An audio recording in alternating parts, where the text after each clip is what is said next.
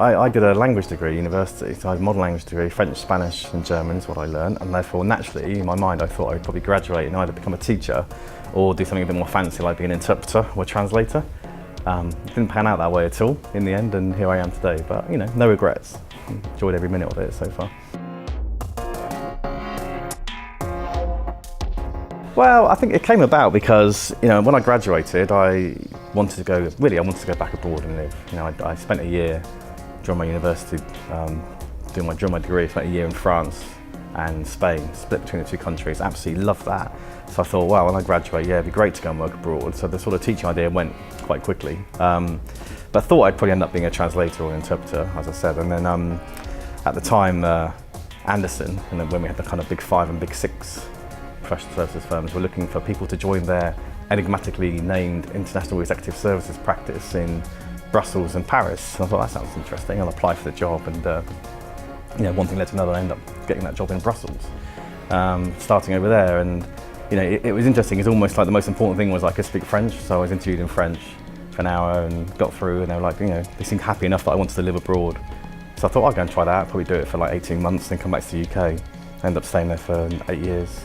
Having planned to be there for like about 18 months, 2 years, I ended up staying there. Got married whilst I was there. My wife's British, I met at university, but she came out and joined me. We ended up staying, getting married, and then we had 2 kids. Well, both our kids were born there. And it was just a conscious decision at a certain point when our children were still quite young, that much that we loved the lifestyle over there, that we wanted to kind of come back home and re-establish our roots as a family, and importantly for the children as well. So the decision to move back was very much based around, you know, putting my family first, but also being able to also manage my career in a way that would work for, you know, for me as well. So it was a very deliberate decision to do that.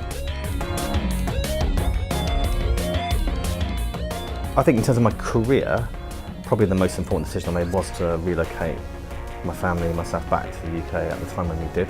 It was really important for a number of reasons, and a lot of it came to do, and it kind of fits into this sort of agile working agenda, but a lot of it was to do with making sure that as a family unit we had a really good support network around us to allow me to invest the time I needed to invest in my career. So it was important for my wife and for my children. So that was probably the most important decision. I mean, when I joined Deloitte, well, Anderson, Belgium, someone said to me, you would have had 8 years in Belgium, then moved back to the UK, spent 10 years in the UK, and you'd have been doing the types of work you're doing, I would have said no chance.